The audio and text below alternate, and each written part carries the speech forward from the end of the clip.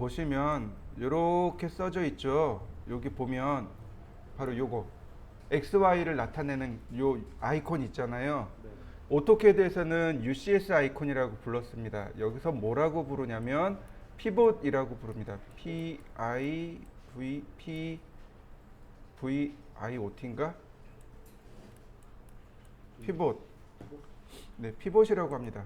피봇. 네, 맞네요. PIVOT. 피봇이라고 합니다. 맥스에서는 피봇이라고 부르고 캐드에서는 UCS 아이콘이라고 하죠. 자, 그다음 맥스에서 제일 중요한 건 스플라인입니다. 자, 볼까요? 라인이 제일 중요해요. 라인이 제일 중요합니다. 라인 말고 중요한 건 없어요. 자, 클릭을 했습니다. 혹은 드래그도 했고요. 어쨌든 도형을 만들어야 돼요. 뭐라고 떠요? 클로즈 스플라인이라고 뜹니다. 그죠? 캐드에서는 스플라인을 거의 안 썼어요. 근데 맥스에서는 스플라인을 씁니다. 이 곡선을 계산하는 방식 중에 몇 가지가 있는데 그 중에 맥스는 베이지어라는 사람이 개발한 곡선 방식을 사용합니다. 영어식 발음으로는 베이지어고 프랑스식 발음은 베지에르입니다. 그러니까 베이지어 곡선, 베지에르 곡선 똑같은 말이에요. 그 다음에 이제 이거 말고 베이지어가 옛날에 그 60년대 때 어디였더라? 르노 자동차에서 근무했다 그래요. 그 르노 자동차의 그 자동차 곡선 있잖아요. 이거 만들기 위해서 만들어 놓은 그 수학 방식이 그 곡선을 만들기 위해서 수학적으로 만들어 놓은 게 바로 우리가 쓰는 스플라인 커브입니다. 이런 몇 가지가 있어요. 쿤스 커브라든지 여기 나오는 베이지어 커브라든지 이런 게 몇 가지 있습니다. 수학자의 이름을 따가지고 붙여놓은 겁니다. 자, 모디파이 탭으로 넘어갔습니다. 그러면 여기서 이제 비로소 수정이 나오게 됩니다. 보이시나요? 여기 나오는 수정들 이거 다 써야 돼요. 이거 다 써야 돼요. 이걸 오늘 공부해야 됩니다. 자, 라인이라는 걸 눌러보면 라인에, 그러니까 쉐입에는 세 가지 요소가 있습니다. 첫 번째 요소는 벌텍스입니다. 두 번째 요소는 세그먼트고 세 번째 요소는 스플라인입니다. 벌텍스를 우리나라 말로 하면 버텍스 또는 벌텍스라고 읽는데 우리나라 말로 뭐라고 하냐면 점입니다. 점을 편집하는 거예요. 세그먼트는 점과 점 사이에 있는 단계를 세그먼트라고 합니다. 그 다음 스플라인은 곡선이에요. 곡선 전체를 수정할 때는 스플라인을, 점과 점 사이에 있는 곡선 한 단계, 계단 하나, 단계 하나를 수정할 땐 세그먼트를, 점을 수정할 때는 벌텍스를 수정하시면 됩니다. 누르시면 돼요. 그러면 수정이 됩니다. 알파벳, 그러니까 숫자 키로 1, 2, 3입니다. 1, 2, 3.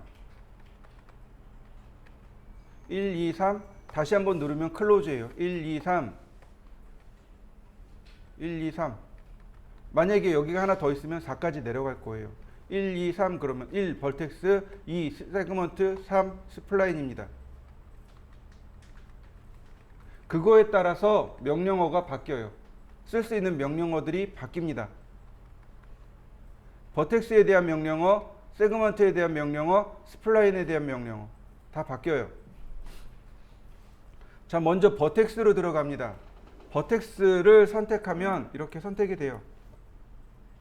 보이시나요? 버텍스 선택한 거 빨간색 점으로 선택되어 있는 거 보이시죠?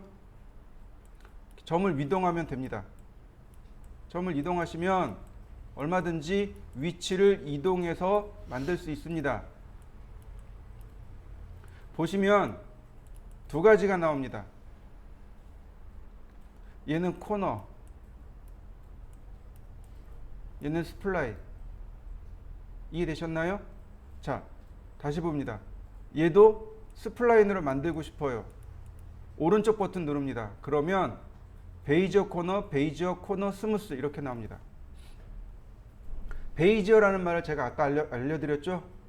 곡선을 계산하는 방식이라고 했습니다. 베이지어를 누르면 이렇게 핸들이 나옵니다. 그래서 이 핸들을 조절하는 거예요. 이거 핸들이라고 하는데 이 핸들을 조절하시면 됩니다. 이거 포토샵에 패스 기능이 있었습니다. 포토샵의 패스도 이 핸들을 가지고 곡선을 조절합니다. 똑같아요. 일러스트레이터에서 패스가 있는데 거기서도 이렇게 핸들을 직접 조절합니다. 선택하고 오른쪽 버튼 베이지어를 누르시면 돼요. 베이지어 코너는 뭐냐면 이 핸들이 따로따로 움직이는 겁니다. 핸들이 따로따로 움직이는 거예요. 베이지어 코너 하면 핸들이 별도로 이렇게 움직입니다. 그래서 이거 가지고 우리가 그 형상을 만들어내는 겁니다. 자, 포토샵 할 때 그거 해봤습니다. 하트 한번 그려보세요 라고 제가 했었습니다. 보세요. 얘도 똑같아요.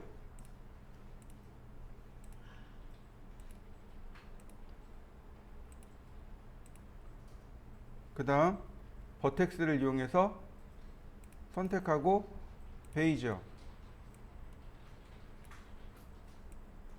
선택하고 베이지어 선택하고 베이지어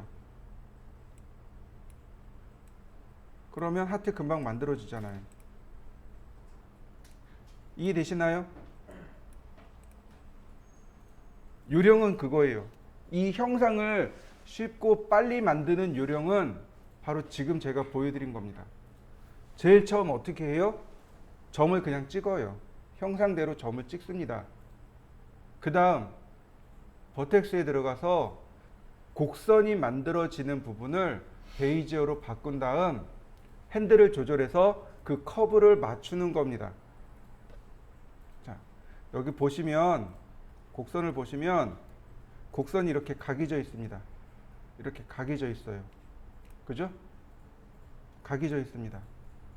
이렇게 각이져 있어요. 얘가 뭐냐면 스텝입니다. 인터폴레이션에 보면 스텝이 있어요. 이 스텝 가지고 조절하는 겁니다. 인터폴레이션이 보정하다란 뜻입니다. 인터폴레이션 보면 보정이고 스텝이 그 단계입니다. 점과 점 사이에 단계를 이렇게 조절해 줄 수 있어요. 자, 근데 얘가 어떤 역할을 하냐면 이 스텝이 어떤 역할을 하냐면 이 스텝에 여기에서 면이 하나씩 나옵니다. 돌출을 하면 금방 알아요. 익스트루드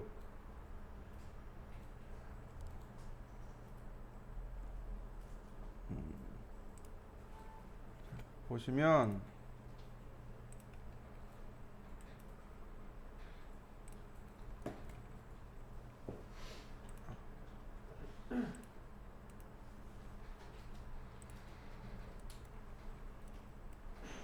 얘 왜 안 바뀐대? 자, 보이시나요? 원래는 이렇게 생긴 겁니다. 얘가 0이죠. 원래 이렇게 생겼는데 이렇게 면이 만들어지는 거 보이시나요? 스텝에 따라서 면이 만들어집니다. 스텝을 조절해 볼까요? 그러면 이 스텝에 따라서 이렇게 면이 만들어집니다. 당연히 스텝이 많으면 면이 많기 때문에 굉장히 부드러운 곡선을 만들어낼 수 있습니다. 당연히 퀄리티가 올라가겠죠. 근데 메모리는요? 많이 잡아먹어요. 거꾸로 이 스텝이 낮아지면 메모리는 여유 있지만 면은 어때요? 거칠어요. 그래서 그 적당히 그 중간 단계를 조절해 주는데 그래서 이 스텝의 개수가 4에서 한 6 사이. 예전에는 한 5 정도 썼습니다. 지금은 6 정도 쓰고 있고요. 그 다음에 이제 모델링을 많이 하게 되면 여기에 면이 너무 많아져요. 그래서 여러분들 그 게임 하잖아요. 게임 캐릭터 같은 거 나오잖아요. 게임 캐릭터는 3이나 4 정도 써요. 그래서 게임 캐릭터 보면 되게 이렇게 면이 각이져 있는 걸 알 수 있습니다. 얘 때문에 그래요. 맥스는 작업을 하실 때 면의 개수가 몇 개를 만들어지지, 이거 너무 많은가 적은가 이것까지 체크해 가면서 모델링을 하셔야 합니다. 일단 여기까지 하트를 한번 만들어 보시죠.